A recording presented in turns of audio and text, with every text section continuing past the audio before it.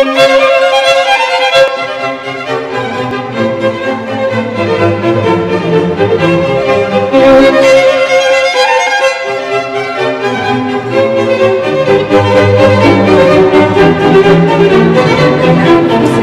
to see you in the Holocene housing boom. Thanks, Misty. All right. Well, Alan said as I came in, I'm going to talk about Paleo-Indian a little bit because it's sexy, at least right now. If you guys have questions as I'm going through this, I tried to keep it to where I forget from doing research and things that you get so embedded in what you're doing that you forget that you're talking to other people. So if I start looking around and seeing very confused looks, feel free to stop me and ask a question at the time.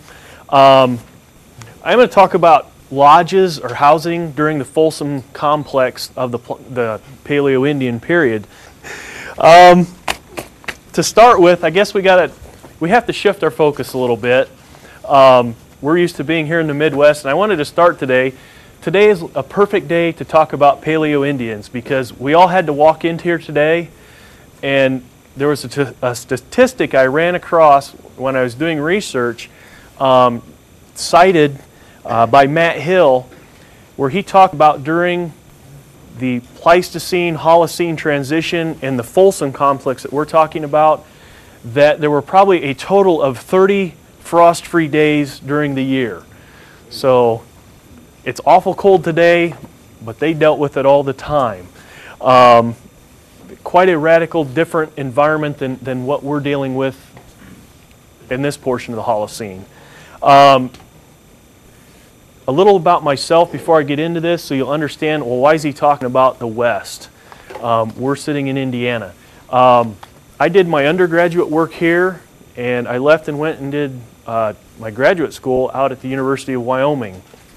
And part of what I'll talk about today, a little bit of it, is some of the research I did for my master's thesis, but I'd like to fold it into a larger picture of what's going on.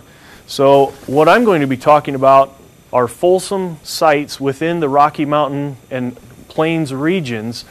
And these are, you'll notice on here, there's a lot of names. Three that I'm going to focus on and concentrate on are the HANSON site, which I did my research on, the Barger Gulch site, and the Mountaineer site. The reason I'm going to focus on these three is each of these has a lodge structure, at least one lodge structure on it, that site, that dates to Folsom. And I want to talk about some of the interesting research that's being done on hearth-centered activities and how people are utilizing space within that time frame. So, to put all this into context, I'm going to be talking a lot about what we call INTRASITE spatial analysis. Anyone who's familiar with geographic information systems or GIS, you have INTERSITE, which is obviously between sites, and INTRA, which is on site. I chose to use GIS with what I was doing, mainly because it's an alternative to some of the other mapping methods, such as Surfer, and there's quite a few out there. I did it because it hadn't really been done, so why not? I'm not saying it's any better, any worse. They all have advantages and disadvantages, but I was fairly impressed with what GIS was able to do with the data set I was working with. The three sites I mentioned, Barger Gulch, Todd Suravel and Nicole Wagaspak, who work on that site. Todd is an Excel fanatic. He does everything in Excel. He does stuff with Excel I didn't think you could possibly do. The Mountaineer information we'll look at was done in Surfer, and then of course I mentioned what I had done with mine. To put it in context then, the Folsom sites or the Folsom complex, we're dealing with an age range of about 10,900 to 10,200 years before present. This goes back, I guess, to orient everybody. Folsom is named after the type site from New Mexico that was discovered.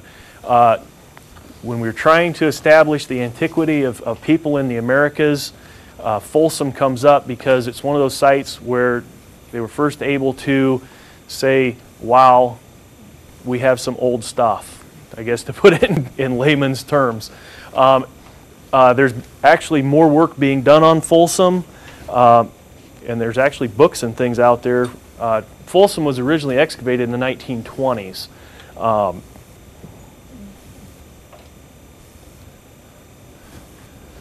When we think about Folsom, there's some expectations or common themes that come through when we talk about them. You often talk about high mobility, small groups of people moving a lot and often. You often hear about exotic, high-quality chert. People are going long distances to get chert and bring it, to nap points out of. You'll notice up here in the corner, this is a Folsom point. They're very diagnostic. They have this flute that runs from the base all the way up to almost the tip. A lot of these are made out of very cryptocrystalline cherts or very fine-grained cherts. Also some out of quartzites. That's actually a picture from the original Folsom excavation. They found this point in direct association with Bison antiquus in the ribs. This is what killed this animal. Also, short-term camps. And then it used to be, when people talked about Folsom and Clovis, it was always, we're hunting big animals. Well, I did the Mythbusters thing here. That's been busted. They're focusing on big game, but there's a lot of other smaller game that are also being taken. But that's the focus. You find in most of these sites, there is a focus on bison. But you'll also get, the site I worked on, there's a whole laundry list of smaller game. Everything from mountain sheep to bobcat to mountain lion to rabbits, all the way down. So the question that I looked at, or that we're going to look at today, is does the mapping data from these three sites, does it fit these Folsom theoretical expectations? And the answer I'm going to say is no. Now, I am going to say that what I'm going to talk about today is very preliminary, but it's a general trend that we started to see. It's actually something I considered looking at if I went on to work on a doctoral degree as a dissertation topic.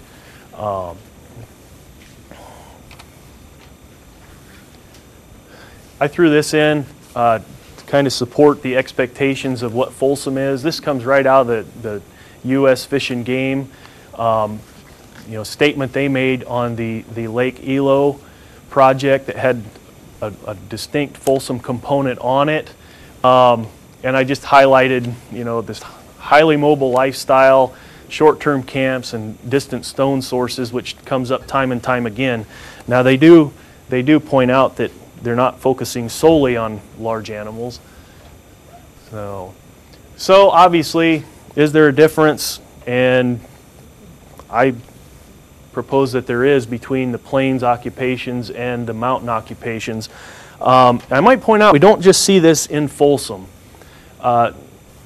There's an ongoing, I won't say debate, but research. There's a mountain tradition in some of these occupations that is distinctly different from what's happening in the lower elevations at the same time. So, the higher elevations, some of the differences that we see, the presence of lodges is the main one.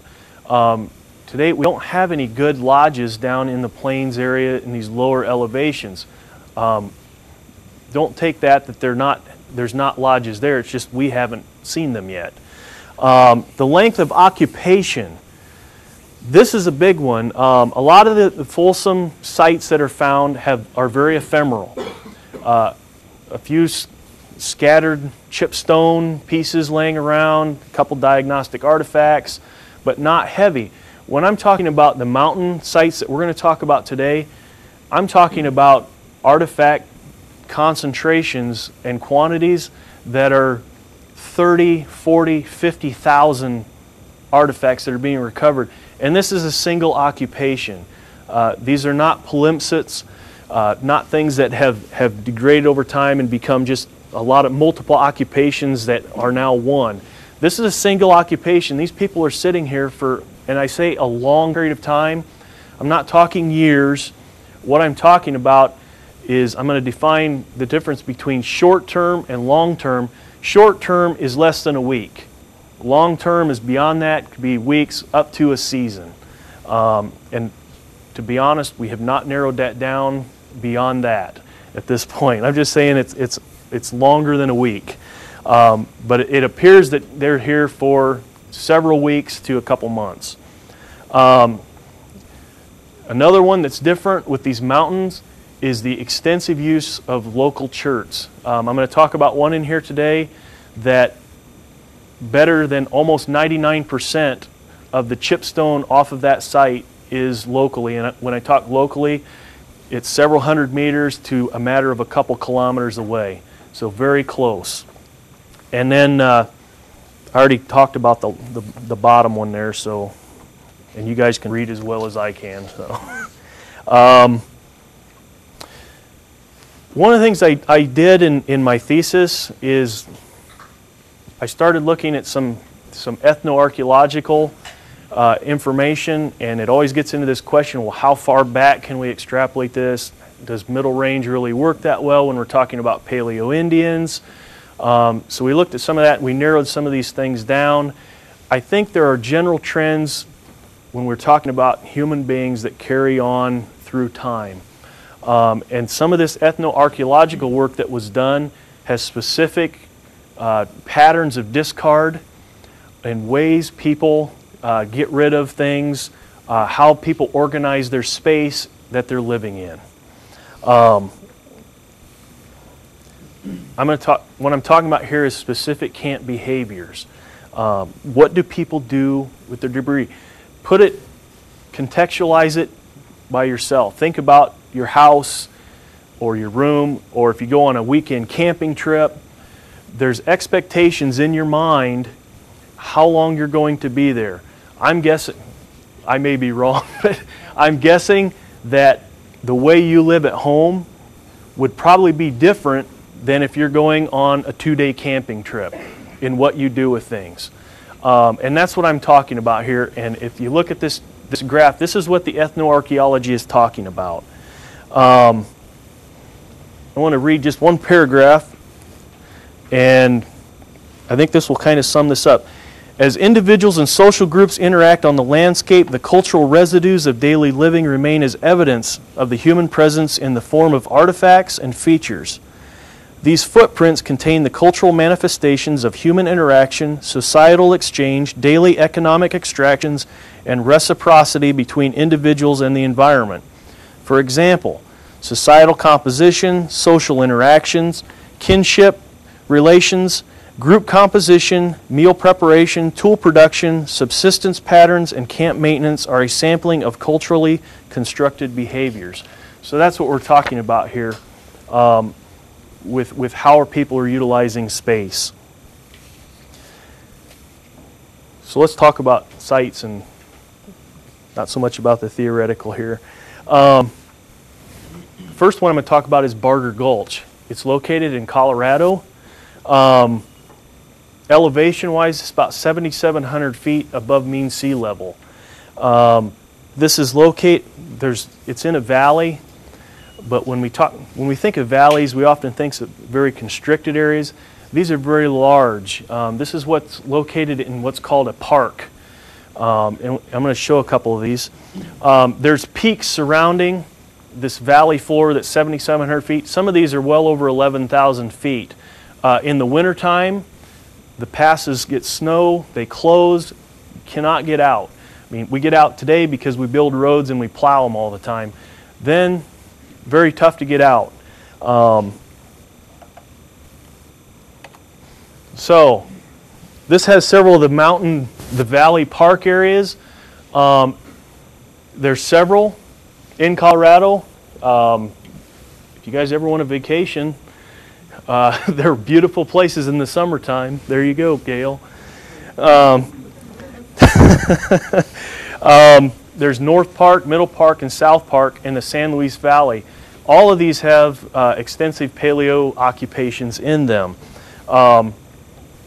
just some photos.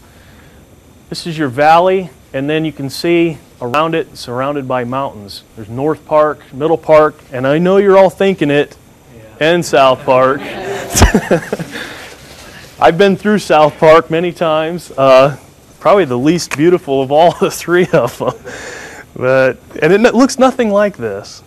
So this gives you a little feel for what Barger Gulch looks like. The white rectangle in there is the actual excavation shelter for the dig. If you look in the back, you see the greenish area up in here. That's the Colorado River Valley. This is an uplift. It's an upland overlooking the valley. This is about a mile away from the river, though. So it's a little bit of a walk, but not too far. The interesting thing is there have been no Clovis sites found in this area yet. It all postdates that. These are a few of the Paleo-Indian sites located around Barger. There's other Folsom, there's Goshen, you get into Eden. There's at least 75 Paleo-Indian sites within Middle Park itself. Most of these have been identified by avocational or collectors, and they've come to the universities and let the professors and the professionals know where these are. Matter of fact, that's how Barger came to be one of the sites that's been worked on.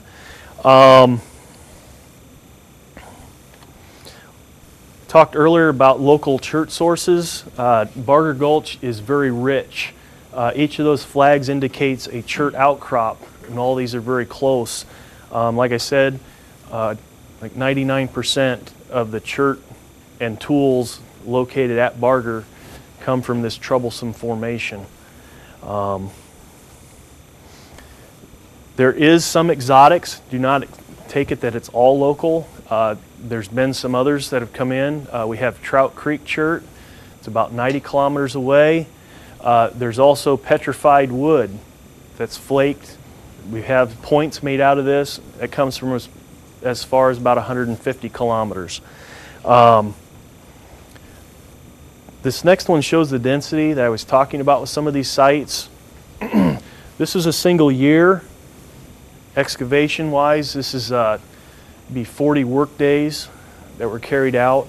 And excavation there is quite different than, say, how we excavate here. For that year, there's a total of well over 31,000 artifacts that were recovered. I guess to put it to where you can understand, I worked there one summer, and I never picked a shovel up. It was great.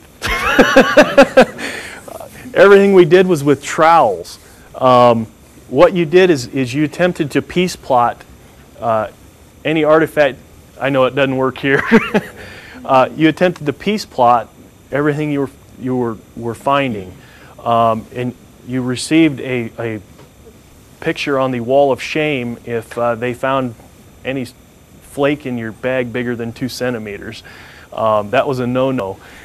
Anyway, what you would do is you tried to piece plot those using a total station, and the reason for it, and this gets to research design, is what you're trying to do. There we're not dealing with plow zones and farming. This is an area that it's a single occupation, and what we're trying to do is gets back to this intrasite mapping of what's going on. A partial map ends up looking like this. It ends up being almost black because of the number of points that end up being on there.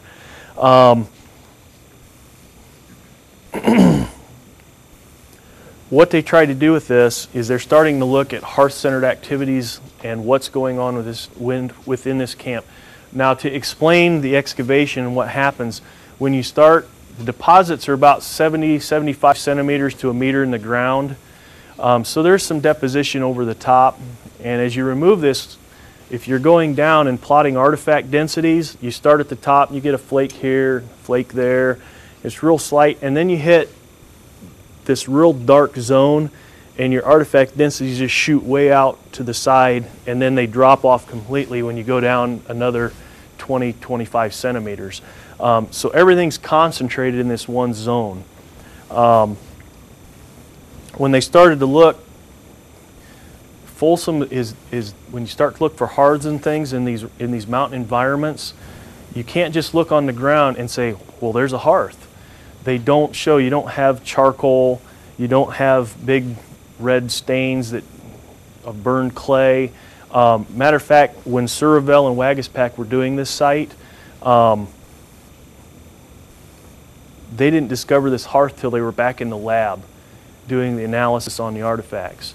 And it was done by examining percentages and quantities of burned bone and what's called crazed lithics, which I'd never heard before I went there. It's chipped stone pieces that have been exposed to heat, and they get a fractures running through them. They call it crazing.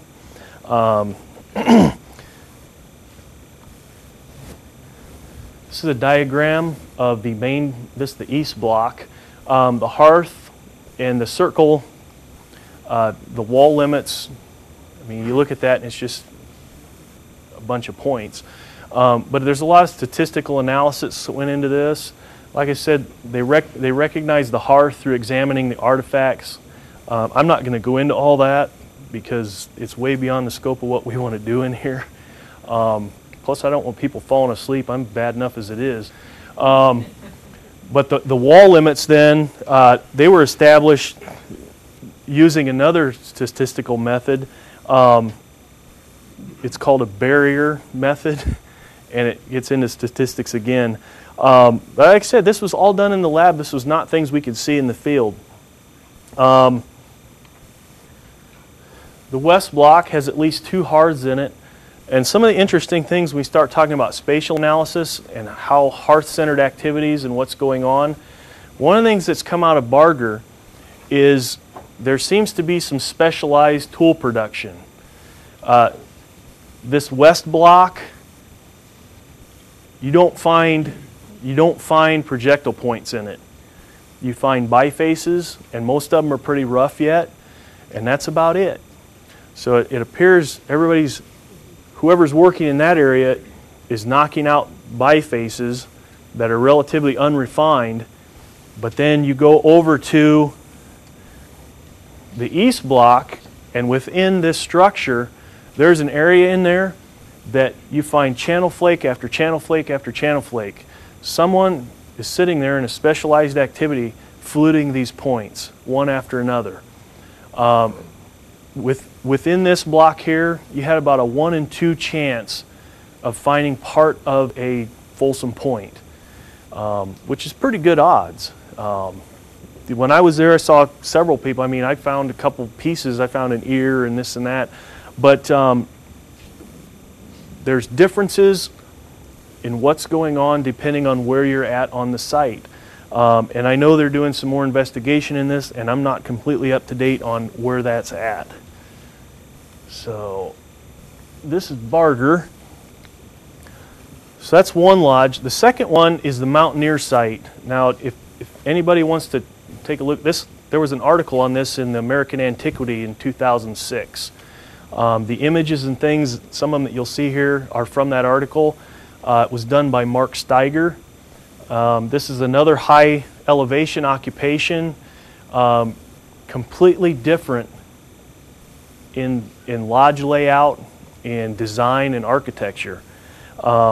Whereas the other one appeared to be a hearth just on the ground surface. There's no post holes evident, no structural architecture at all associated with that lodge. This one's completely different. This one has a depression to it. It's actually been dug into the ground a little bit. There's large pieces of slab bedrock in there.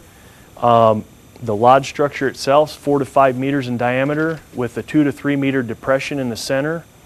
There's charcoal associated with this one. There's also large quantities of burnt daub. They speculate that this structure burned and collapsed.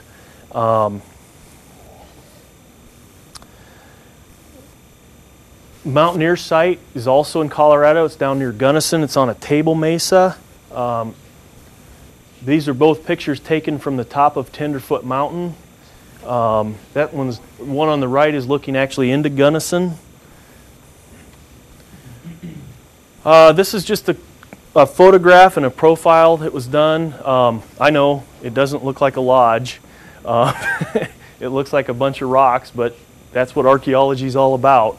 But this is what they have. It's a depression. The dashed blue line doesn't show up terribly well in their diagram here, but that's where the basin was for this lodge. And then over here is a profile drawing of it, which I felt obligated to throw in, being I'm an archaeologist.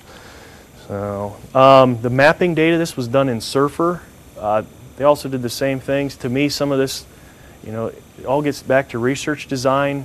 Here they start talking about any rock over 10 centimeters in diameter. They're taking 6 measurements on it, and all this other stuff. And I'm sorry, but my eyes start to glaze over, and I know yours are. So, but it's all part of what they're wanting to do, and it's the only way to get the data that you want, that fine grain, to be able to plot these things and to really figure out what's going on. This is a contour map of the site itself. There's numerous lithic scatters on this mesa top. The one on the right has the number of Folsom points that they found in association with this structure or nearby. This is when you start talking about the debitage and the craze debitage. This is where you start to narrow things down to where you can locate hearth areas and the burned bone, which is what I'm going to talk about with HANSON. With here, Steiger, they recorded over 35,000 pieces of debitage and tools that came out of this site. Here you start to see, are we familiar with contour maps and what's going on with relative artifact densities? Because that's what they're showing here.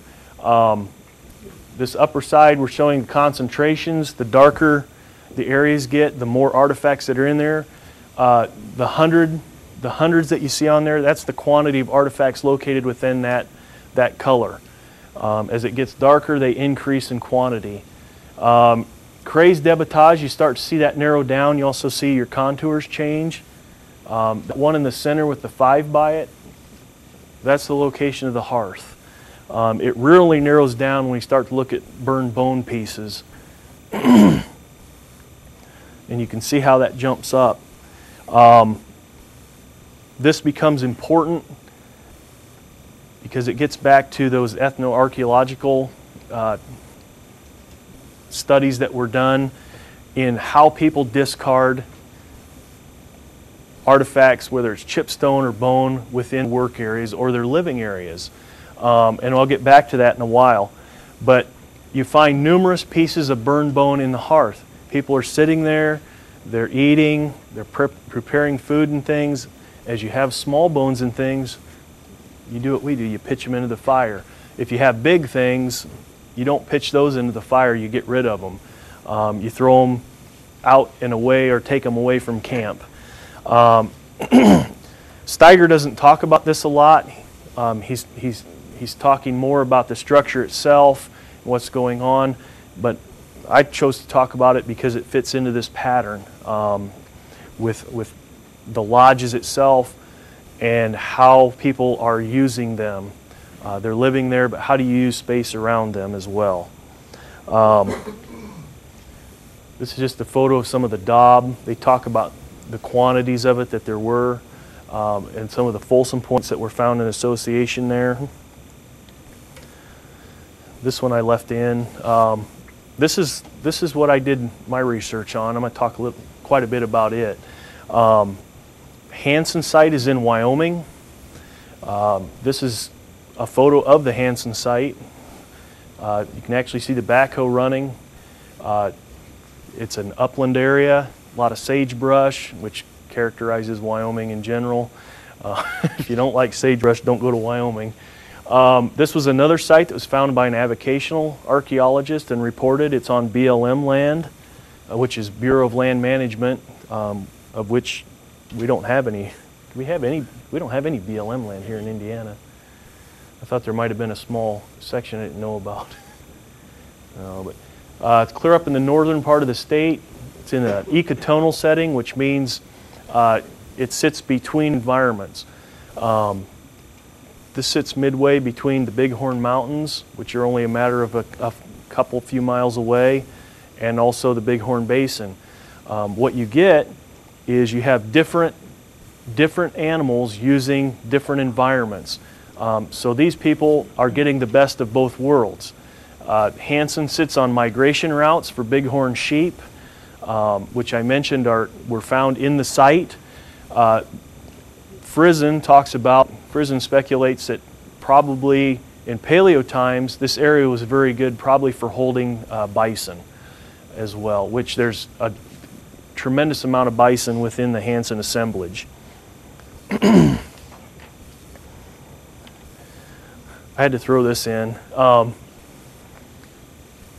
The site that I'm working on, HANSON, when I talk about Mountaineer and Barger Gulch, both of those sites are recently excavated. There's ongoing work with both of those. HANSON, that's not the case. HANSON was dug in the very early 1970s, and it was dug by George Friesen and Bruce Bradley. There are literally 3 pages of field notes from the site. And I put this in because at the time, to put in context to what was going on with HANSON, I have to mention this. In the 1970s, Wyoming's archaeology was in its infancy. There was no DHPA office. That all the site records were kept by the avocational group in the state. Anything that was recorded was that way. Of course, Wyoming is a huge energy producer, the oil and gas industry, and coal bed methane. So anything that was done archaeologically was really driven by the avocationals. At that time, the University of Wyoming had just established a Department of Anthropology. It was very young, and when George Friesen was there, all of a sudden people started talking about all these tremendous sites. And if you start reading about Paleo-Indian and early sites, these names start popping up one after another. You start rattling them off, Hell Gap, Agate Basin, Casper site, Colby Mammoth site, all these sites, and they're trying to excavate these things all in a short period of time, because a lot of these they didn't know if they were ever going to get back to them. The HANSON site is another one of these Folsom sites they went out and looked at and said, there's so much going on, what are we going to, we can't do it all. And so George Friesen and Bruce Bradley came up with an idea that came out of European archaeology of plotting things and literally taking items out of the ground and putting them on cardboard and foam in the same position and say, we'll get back to it sometime. And I got a few photos of this, and the idea was to collect this material in the field and bring it back to the gymnasium and being able to piece the entire site back together piece by piece and lay it all out on the floor. One of the unfortunate things in archaeology is sometimes that doesn't happen. There's so much going on. But the collection strategy that George and Bruce came up with, I pay them a debt of gratitude because they collected this information 30 years ago, and I was able to go back and look at these boards they brought in and actually plot specific locations for all those artifacts. And it was well over it's like 7,000 pieces of chipstone and like 2,500 pieces of bone that I can get down to, a couple centimeters. And it was their idea. So, a couple aerial photos to give you an idea. There's an arroyo running through the site. This may have all been one big site at one time, but there's been about 250 feet of down cutting that's happened since the Folsom people were there. There's what's labeled Area 1 and Area 2. I'm going to mostly talk about Area 2, which has at least 3 lodges on it.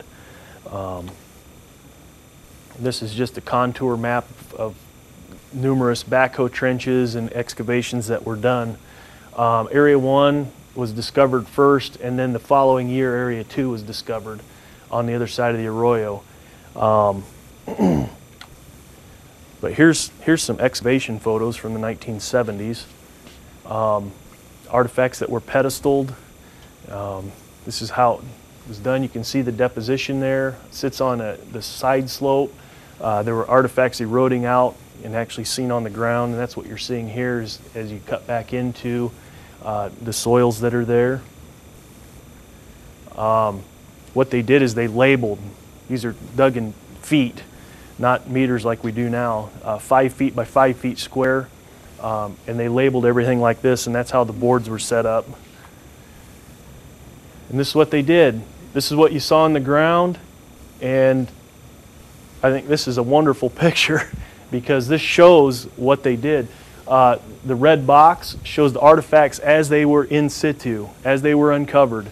And this is the cardboard piece over here. And if you look, here's this bone piece, there's that bone piece. And that whole, it's the same thing it was in the ground. And that's pretty much how it looked when I saw it. It was stacks of these. This is what they look like on the boards when you would open them up. Is all those pieces were in there. It was like laying a site out in front of you again. But all these were recorded by measurements and assigned, given specific northings and eastings. And everything was eventually curated. There was bone that was found in situ like this. This is an articulated hind limb of a bison.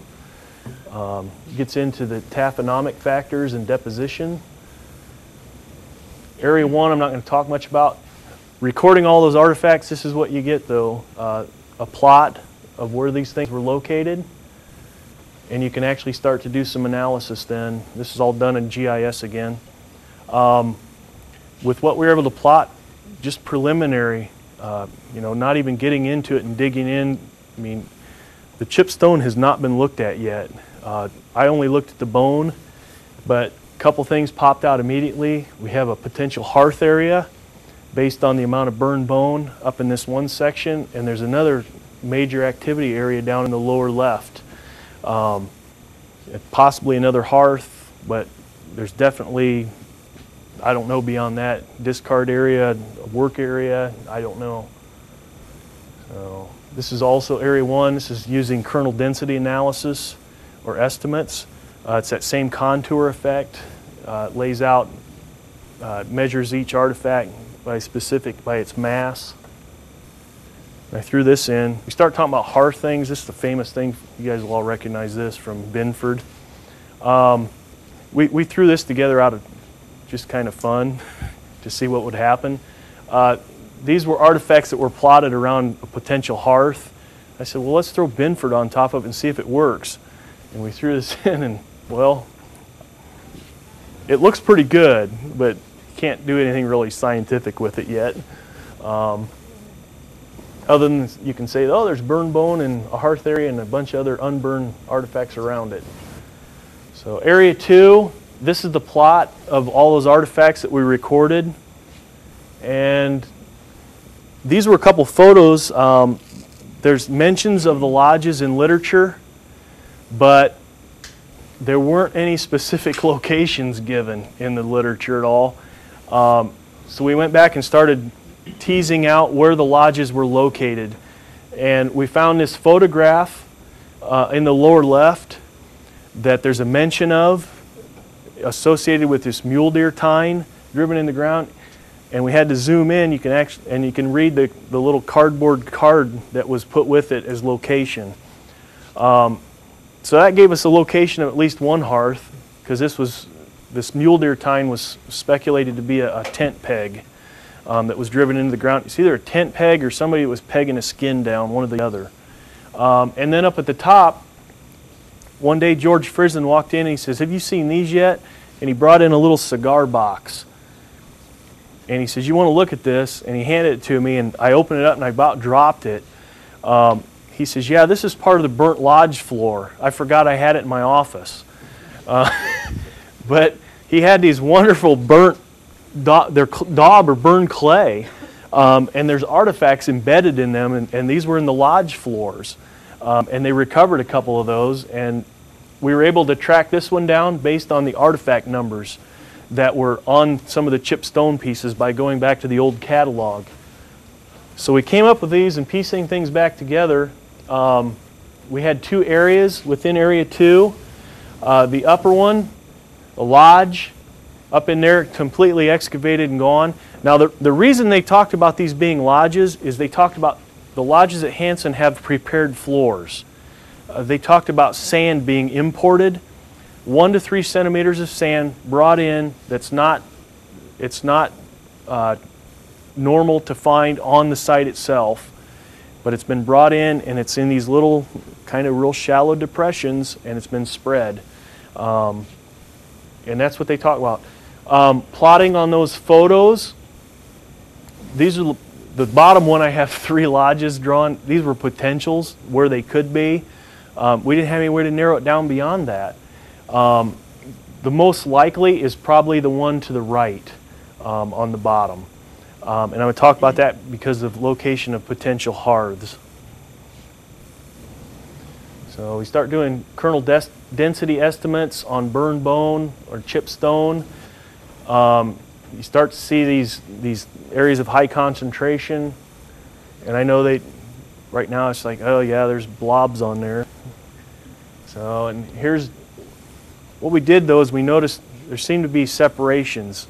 So what we did is we did an overlay between the two, and what we found was very little correlation between chipped stone and bone. They're in separate areas. We had a concentration of complete elements. These are complete bone pieces that were there.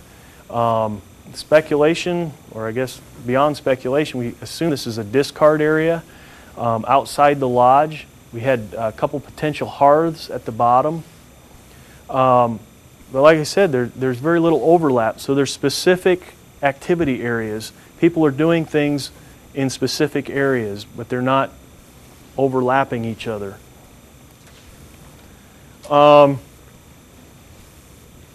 We ran a lot of statistics and tests that I'm not going to get into or talk about, but we tested to see whether the HANSON artifact assemblage, whether it had integrity left with it because of being moved, brought to the lab. We wanted to know if it was a single occupation, whether it was, multiple occupations. Once again, some of that needs continue to be confirmed down the road through refitting and things, but from all the statistical tests we ran, it appears that the HANSON assemblage also retains its spatial integrity, has not been overly influenced by other than being a product of human discard and human occupation of that site. The lodges, 2 of them are still potentially there, which they can be gone back to now that we know they're there, and a research design can be put in place to go back and fold in to with what we're seeing at the Barger Gulch site and also at the Mountaineer sites. And the goal is to start to tie these together and see if there's a specific pattern of occupation in the mountains that's different from what's going on the plains. And like I said when I began, I believe there is. I talked a little bit about the specialized activity areas at Barger. Be interesting to see if those are also present at the Mountaineer site and at HANSON. Nothing's been done on those yet. Like I said, the chipped stone assemblage needs to be completely analyzed at HANSON. There was a small book published in 1980 on it, but it's about this thick. And it was really one of the first books published on the Folsom complex at that time. It's by Frizen and Bradley. We start talking about hearth-centered activities. There's a lot of factors that come in.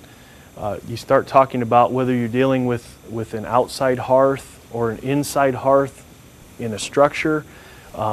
Depending on where that hearth is, depends on how people use the hearth itself. And some of those things are as simple as which way is the wind blowing. If the wind predominantly blows from the west, you don't want to sit on the east side. And what's amazing with some of the analysis and things that's being done on these hearths, on these Folsom sites and other paleo sites, they're actually looking at that to determine whether this is an outside or an interior hearth. And you can do that based on artifact distributions, where you find, a specific type of artifact or a chipping event on one side of the hearth where all those artifacts are. One of the things they looked at Barger, they did a tremendous amount of refitting down there to look at where things were going and where they're coming from. And the last map I saw of it, it looked like a solid black box because there's so many refits. But there's specific, as you're looking at this, you'll get one area where somebody took a core and completely napped it to where all that debitage that came off of it is dumped into a single discard pile or a little pit that's dug, and it's all pushed in there or swept up and pushed in. You get other things I was talking about where you have a biface being napped out over in the one area, and you have other pieces refitting to it coming out of the other area. So it's considerable. It's like 20-25 meters apart this stuff's coming from. Like I said, a lot of this is preliminary. I mean, Wagaspack and Surville are really the ones that are doing a lot of this with Barger, and they've been there. They started excavating in 2001, and they're just beginning to publish on this. So I think there's a trend here that's more than something ephemeral and saying, well, it's only happening on this site. I think it's something that down the road we're going to look at a little more in depth. And obviously HANSON has a lot to do before anybody can even go back there with the research and things that's sitting on the shelves and needs to be done. But like I said, this was an interesting question that came to my mind when I was doing this, and must be time. So with that, like I said, when I started this, a lot of this is preliminary, but I think there's potential to take it down the road and see where it goes and ask some specific questions from the artifacts and data. Yeah, Alan. I have a real pragmatic question here. You got this razor sharp shards of chert all over the place. I mean, wouldn't you think they'd sweep them out of the way from the fireplace? And you got little kids running around. You would think that, but then I've thought about that. You think about that, and then you say, well, if this is a winter occupation and people are wearing boots, is it, does it become that important? You want to get rid of, you don't want big bison humeri laying around. You want to pitch those, but I don't know. I wondered about that too, with the stuff that's trampled into the dirt within the lodge areas and things. But because the stuff is still razor sharp. Oh yeah, yeah. And you do see some of that at Barger, but I think they're just, they haven't pinned some of these occupations down to season, but the general feeling is like Barger's a cold weather occupation. And I think if it's cold weather in that time of year, I think people are they're gonna deal with it because you don't want to be napping outside. They're gonna be napping around that hearth area. So. Is it an assumption that these are reoccupied every season, that they're a regular, you wouldn't see much evidence that it's a short occupation. We're talking like extremely long number of years, like 100 years of people revisiting the spot? Or? Barger's a single occupation. Just one? It's one occupation.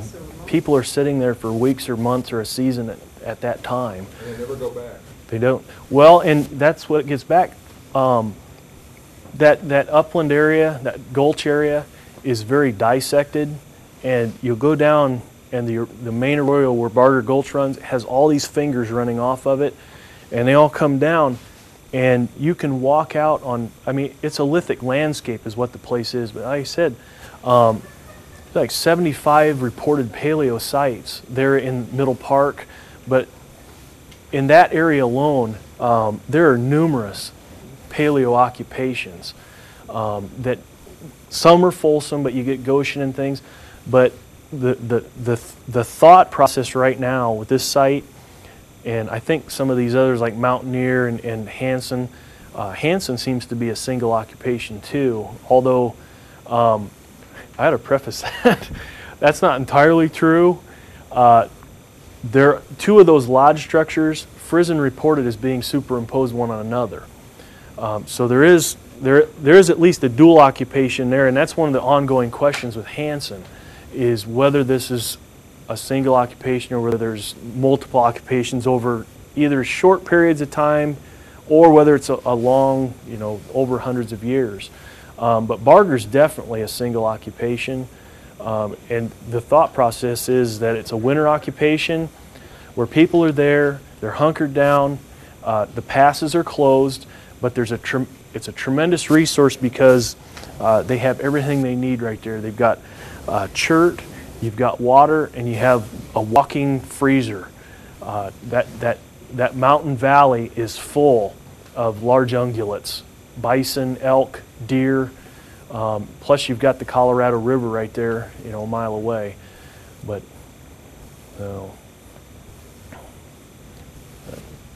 anything else? If not, I thank you for your time. So.